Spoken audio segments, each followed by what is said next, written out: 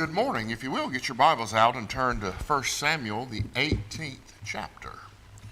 1 Samuel chapter 18. We'll begin our study and reading there in just a few moments. And if you want to place a marker there, we'll spend a good portion of our study in the book of 1 Samuel and a few chapters, chapter 18 and following. It is good to see you all this morning, especially those of you who are visiting with us. And I want you to know that you are welcome to worship here with us at Pleasant Grove each and every opportunity that you have. We hope that we are an encouragement to you as you are an encouragement to us, and that we can all work better to be the Christians that we ought to be. Several thoughts in our study this morning, and as kind of arrived at our study, we've been studying the fruit of the Spirit on and off a good bit for the last several months, and we'll finish that up shortly here before the year's end for sure. But we talked about a lot of what we need to be doing as Christians along the lines of those different aspects there that are mentioned in Galatians about the fruit of the Spirit. And if you notice, and we'll read the passage as we go through our study, but right before the fruits of the Spirit, or the fruit of the Spirit, there are things that you were told not to do. And we're going to talk about one of those this morning.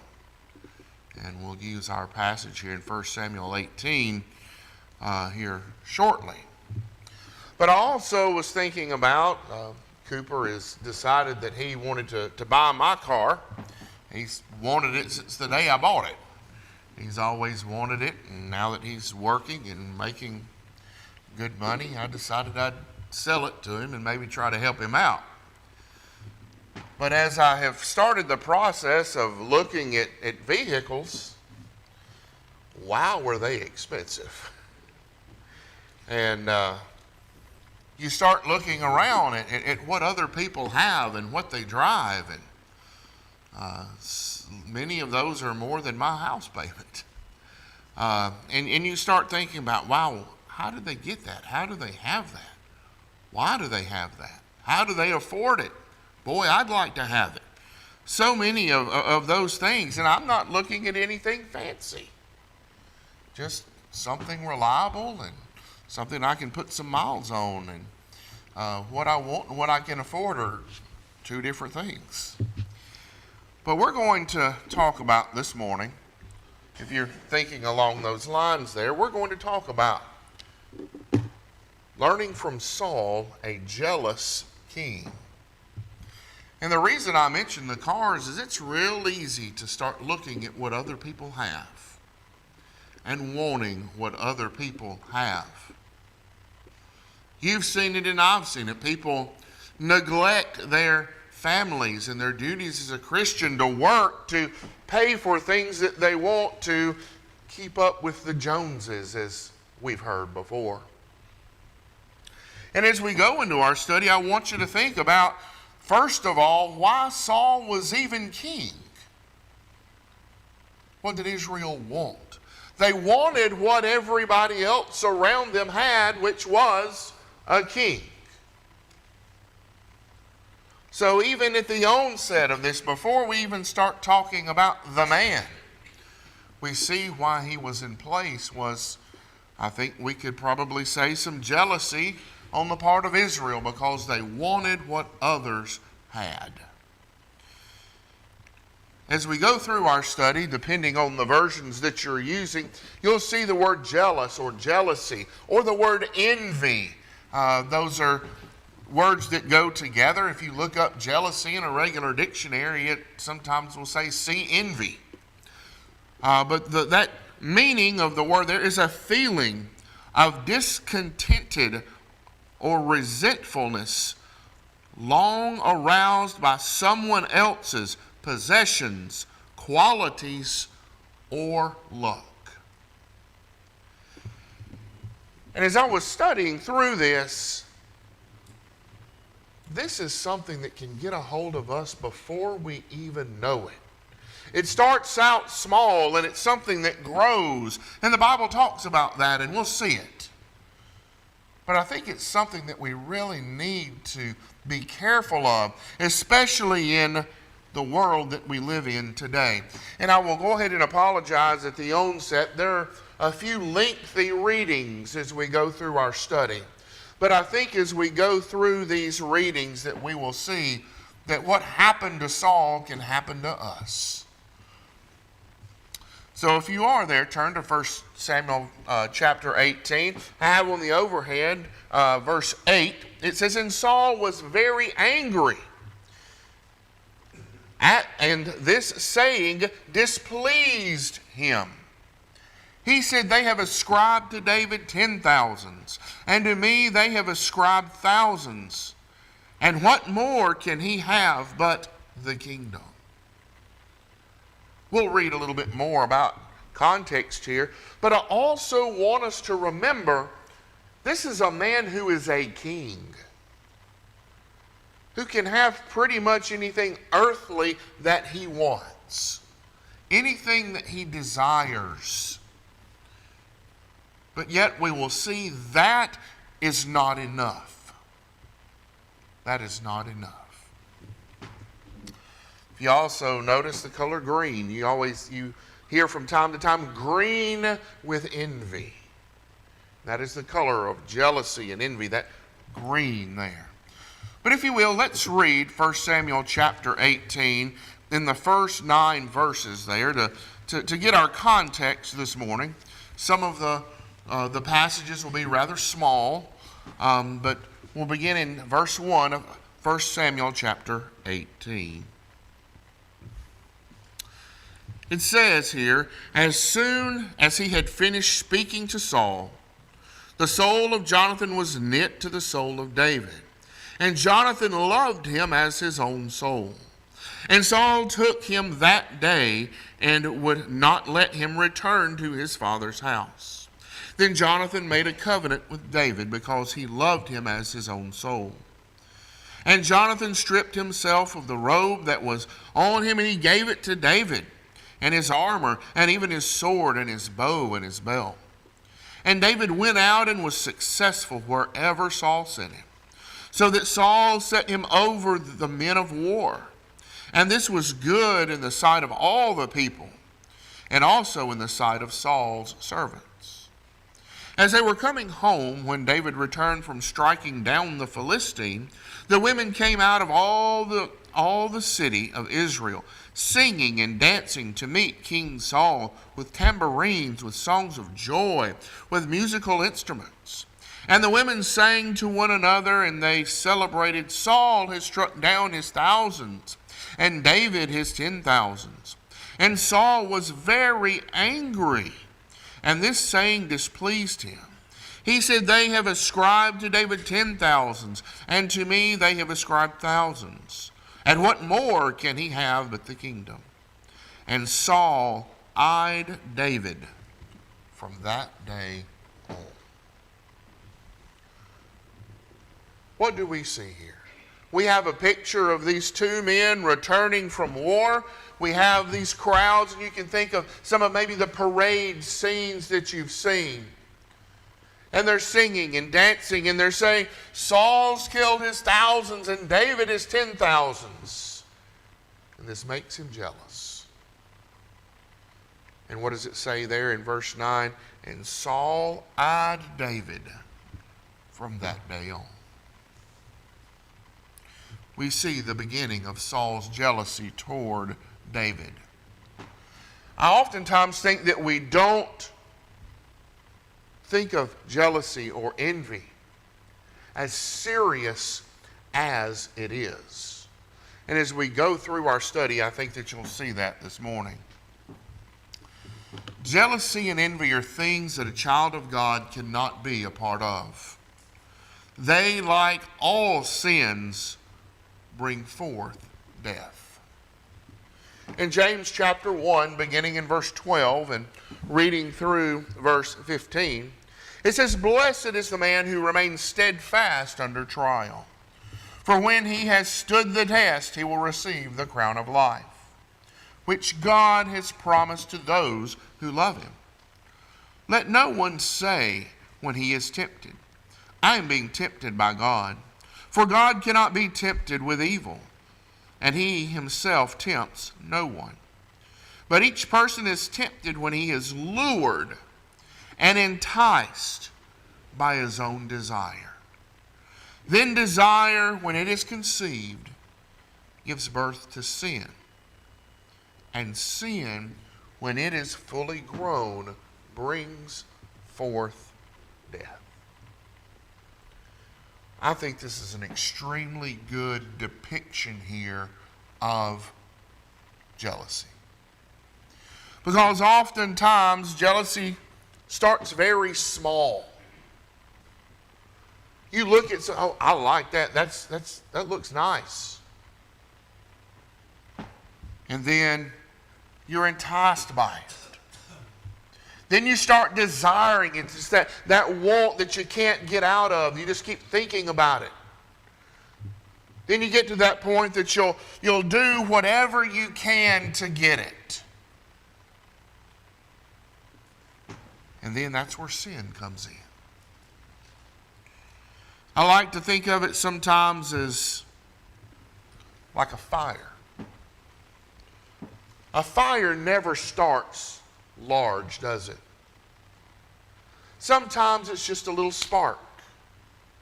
Maybe a small flame from a match. I was thinking about this several years ago. We had that great big fire up in the Smoky Mountains that just burnt thousands of acres and homes and stores.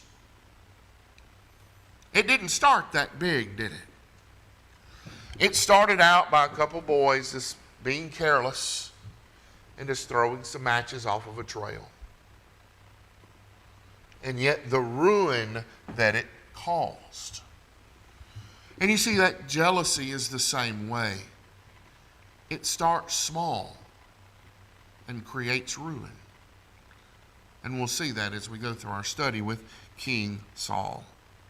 Sin is so often that way. Starts small and it grows. James chapter 3 and verse 16. For where jealousy and selfish ambition exist, there will be disorder and every vile practice.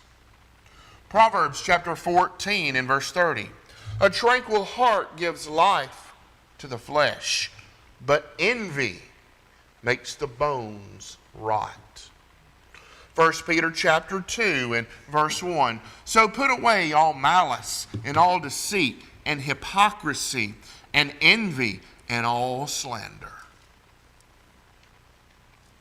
We see here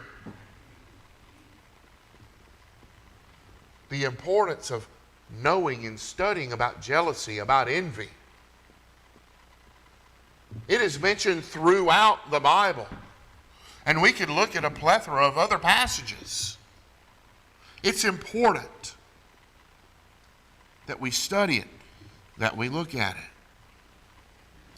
it. Stealing, killing, lying, sexual sins can often be rooted in jealousy or envy, wanting what someone else has and willing to sin to get it. The lust of the flesh, the lust of the eyes, the pride of life. Jealousy fits in all those. Galatians chapter 5 verses 19 through 21. Remember, we've been studying the works or the fruit of the Spirit right after these. This is right before. It says, now the works of the flesh are evident. Sexual immorality, impurity, sensuality, idolatry, sorcery, enmity, strife, jealousy, fits of anger, rivalries, dissensions, divisions, envy, drunkenness, orgies, and things like these.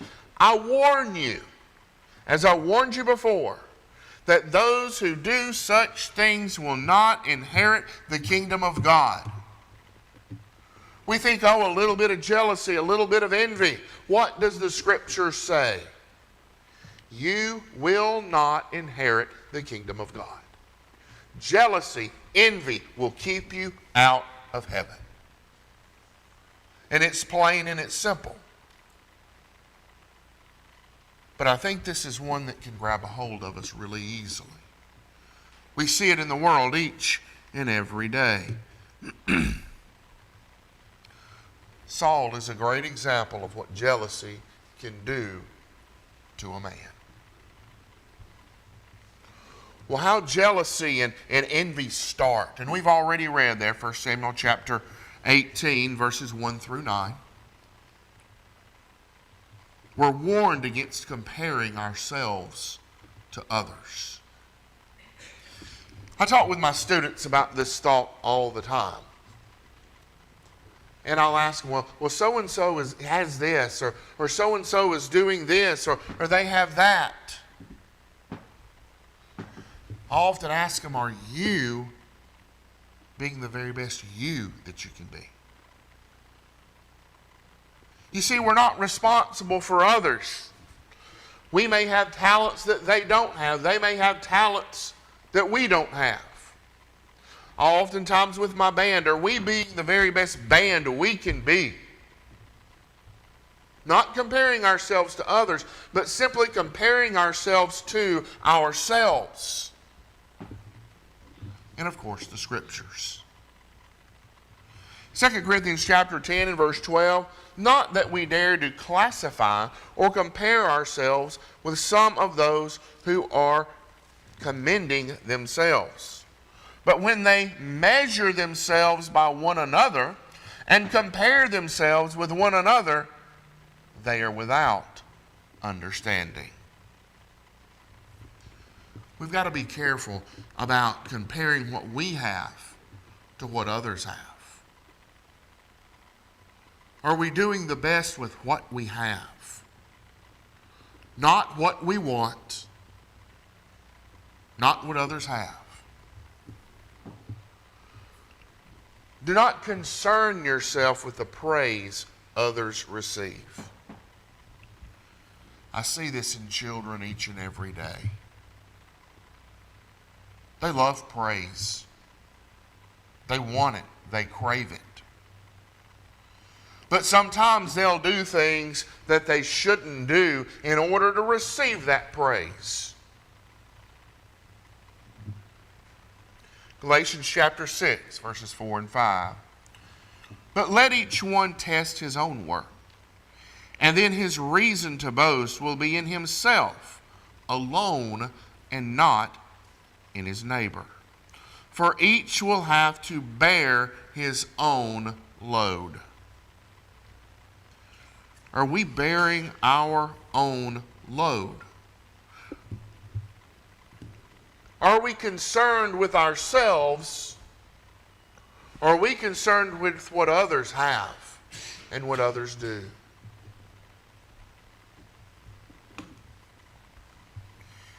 Insecurities can cause one to think evil of others.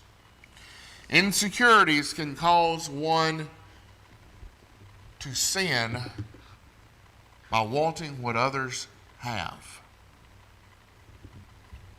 If you will, flip back to 1 Samuel chapter 18, verses 10 through 27 now. And I know this is a lengthy reading, but there's so much that we can apply to ourselves in this reading.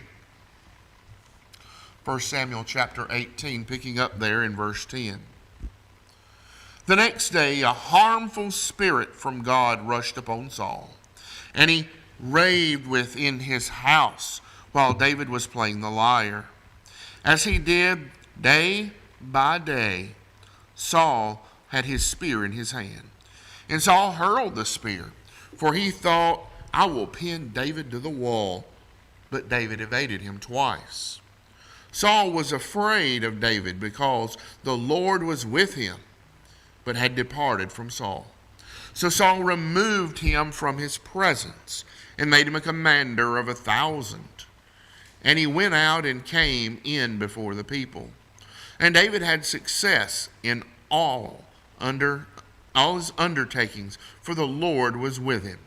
And when Saul saw that he had great success, he stood in fearful awe of him. But all Israel and Judah loved David, for he went out and came in before them. Then Saul said to David, "Here is my elder daughter Miriam. I will give her to you for a wife. Only be valiant for me, and fight the Lord's battles." For Saul thought, "Let not my hand be against him, but let the hand of the Philistines be against him." And David said to Saul, "Who am I, and who are my relatives, my father's clan in Israel, that I should be son-in-law to the king?"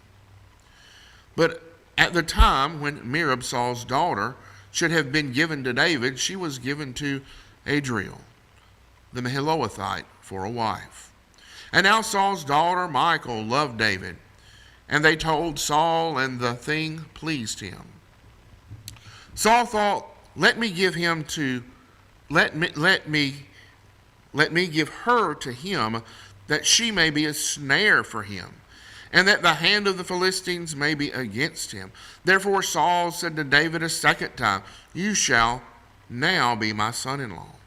And Saul commanded servants, "Speak to David in private, and say, Behold, the king has delight in you, and all the servants here love you. Now then become the king's son-in-law."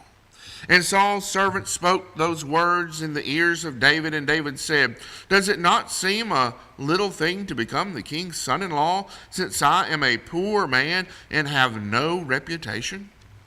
And the servants of Saul told him, "Thus and so David speak." Then Saul said, "Thus shall you say to David, the king desires no bride price, except 100 foreskins of Philistines, that he may be avenged of the king's enemies." Now Saul thought to make David fall by the hand of the Philistines. And when his servant told David these words, it pleased David well to be the king's son-in-law, before the time had expired. David arose and went, along with his men, and killed 200 of the Philistines. And David brought their foreskins, which were given in full number to the king, that he might become the king's son-in-law. And Saul gave him his daughter Michal for his wife. We see here envy growing to the point of wanting to have David killed. If you're thinking, what did David do later on? Very similar, isn't it? Wanting what others have. But we see Saul, a king here, who could have anything he wanted, anything he desired, jealous of David, a shepherd boy. Do we see how powerful that jealousy and envy are? If it can happen to the king of Israel, it can sure happen to us.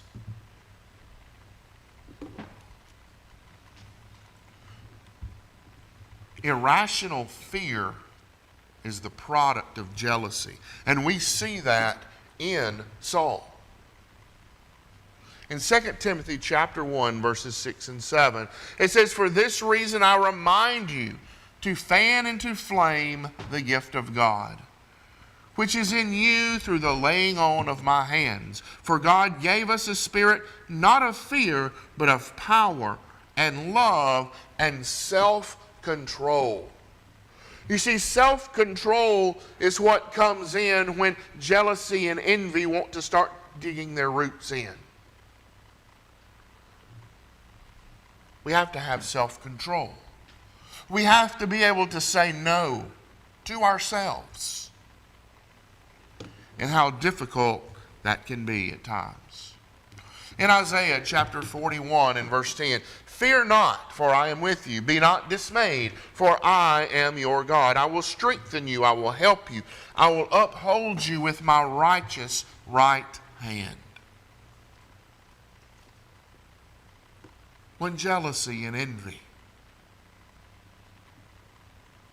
start appearing, we need to turn to God. You see, what happened was Saul turned away from God. Instead of focusing on God, he focused on David, which was the object of his jealousy.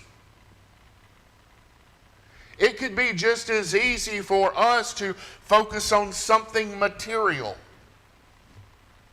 and not focus on God. We must be careful.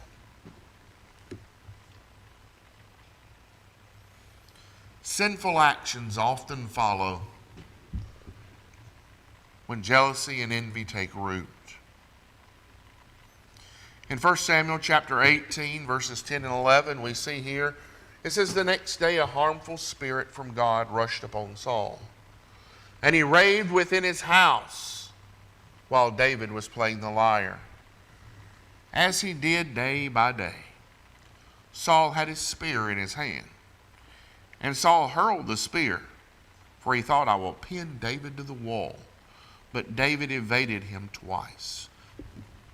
We see this jealousy and envy growing to the point that Saul wants to murder David.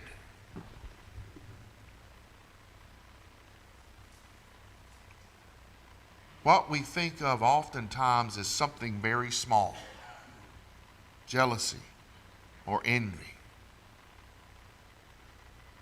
has grown now with Saul into wanting to murder and attempting to murder.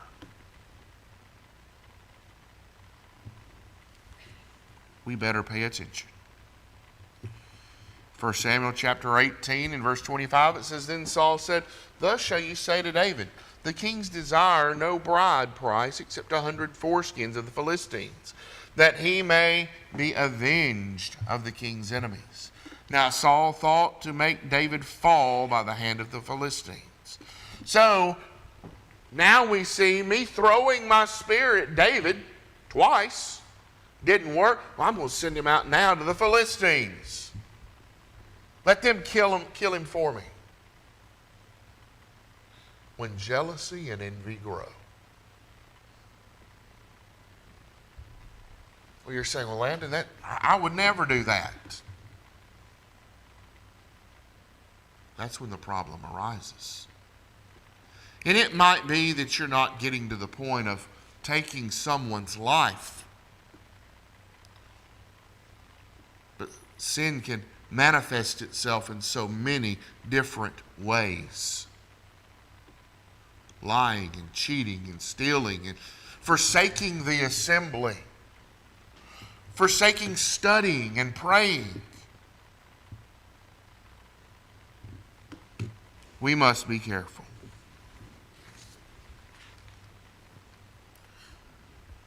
In 1 Samuel chapter 19, verses 8 through 10, it says, And there was a war again.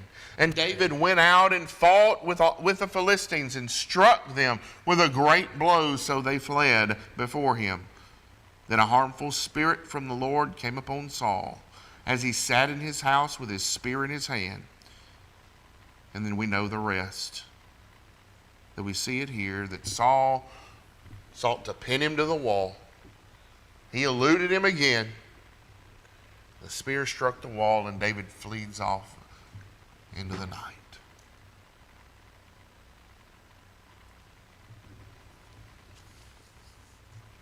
The downfall of Saul was what? Jealousy. Turning from God.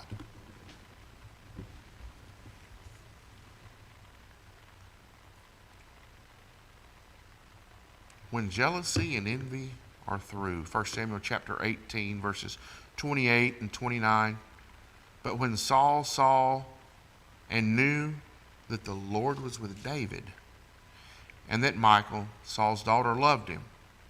Saul was even more afraid of David, so Saul was David's enemy continually. So now this is his son-in-law. And what's he trying to do? He's trying to kill his son-in-law now. He's afraid of him. This king of Israel is afraid of this young boy.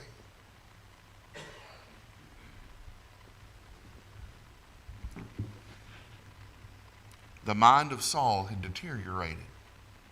He had become so focused on David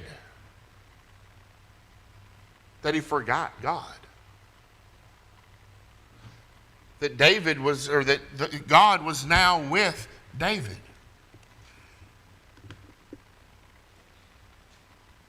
And we've read this passage here, 1 Samuel 19, 8 through 10 already. But Saul's mind had deteriorated. He had focused on the jealousy, the envy of David, to the point of he was willing to do whatever it took to kill him.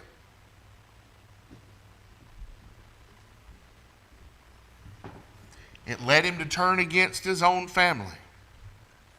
In 1 Samuel chapter 19, verses 11 through 17. 1 Samuel chapter 19, verses 11 through 17. It says, Saul sent messengers to David's house to watch him, that he might kill him in the morning. But Michal, David's wife, told him, if you do not escape with your life tonight, tomorrow you will be killed. So Michal let David down through the window, and he fled away and escaped. Michal took an image and laid it on the bed and put a pillow of goat's hair at the head and covered it with clothes. And when Saul sent messengers to take David, she said, he's sick. Then Saul sent the messengers to see David, saying, bring him up to me in the bed, that I may kill him. And when the messengers came in, behold, the image was in the bed with the pillow of goat's hair at its head. Saul told Michal, why have you deceived me? Thus, and let my enemy go. So Saul, he said to me, let me go. Why should I kill you? He's wanting now to kill his own daughter because of jealousy and because of envy. We see here again in 1 Samuel chapter 20, verses 30 through 34. That Saul's anger was kindled against his son Jonathan. And we won't read the whole passage there for time's sake.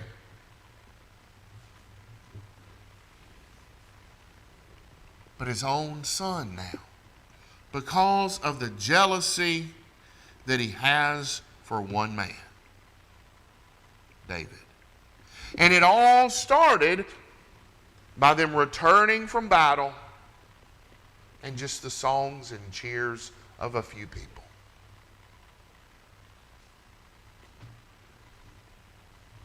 And now we've come to this point that he's wanting to kill even his own children and angry at his children. Saul even had priests killed. We see in 1 Samuel chapter 22 there, in verses 13 through 18. He kills these priests here at Nob. In 1 Samuel chapter 22, beginning in verse 13, it says, and Saul said to him, why have you conspired against me, you and the son of Jesse, in that you have given him bread and a sword, and have inquired of God for him, so that he has risen against me to lie in wait, as at this day? Then Ahimelech answered the king, and who among all your servants is so faithful as David? who is the king's son-in-law and captain over your bodyguard and honored in your house. Is today the first time that I have inquired of God for him? No. Let not the king impute anything to his servant or to all the house of my father. For your servant has known nothing of all of this, much or little. And the king said, you shall surely die, Ahimelech, and all your father's house. And the king said to the guard who stood about him, turn and kill the priest of the Lord, because their hand also is with David. And they knew that he fled and did not disclose to me. But the servants of the king would not put out their hand to strike the priest of the Lord. Then the king said to Doeg, you turn and strike the priest. And Doeg the Edomite turned and struck down the priest. And he killed on that day 85 persons who wore the linen ephod. Do we see the progression of envy and jealousy? To the point now that 85 men were killed. Priests. It started off small. And it has grown and festered and grown. This is a story that we better pay attention to. Because if it can happen to Saul, it can happen to us. Saul's jealousy caused him to lose fellowship with God. That should be a capital G there. And he became an enemy of God. 1 Samuel chapter 28, verses 15 and 16. Then Samuel said to Saul, why have you disturbed me by bringing me up? Saul answered, I am in great distress, for the Philistines are warring against me, and God has turned away from me and answers me no more, either by prophets or by dreams. Therefore I have summoned you to tell me what to do. And Samuel said, why then do you ask me, since the Lord has turned from you and become your enemy? Ultimately, what has happened here? Not just did Saul turn away from God, he's become his enemy. The power of jealousy and envy. And we better pay attention. This is something that I see so often with our young people. We have this instant gratification. You know, you can remember that we used to have to go to Blockbuster or Video Express to go rent a movie. Now you can just simply pull it up on your TV and watch it. Download it. You remember people used to wait for CDs and albums to come out. Released at midnight. Now they just simply go on Spotify or Apple Music and download it. But see, that instant gratification has become part of people's spirit. That envy, that jealousy, that want. That what other people have. And they'll do whatever they can to get it. We better be careful. We better watch our children and our grandchildren. Because envy and jealousy will keep you out of heaven. In conclusion this morning, Saul's mistakes are there for our learning. We see that. Romans chapter 15 and verse 4. For whatever was written in former days was written for our instruction, that through endurance and through the encouragement of the Scriptures, we might have hope.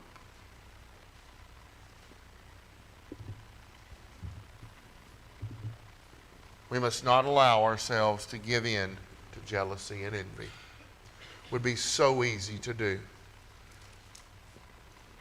Proverbs chapter 14 and verse 30, as we've read, a tranquil heart gives life to the flesh, but envy makes the bones rot.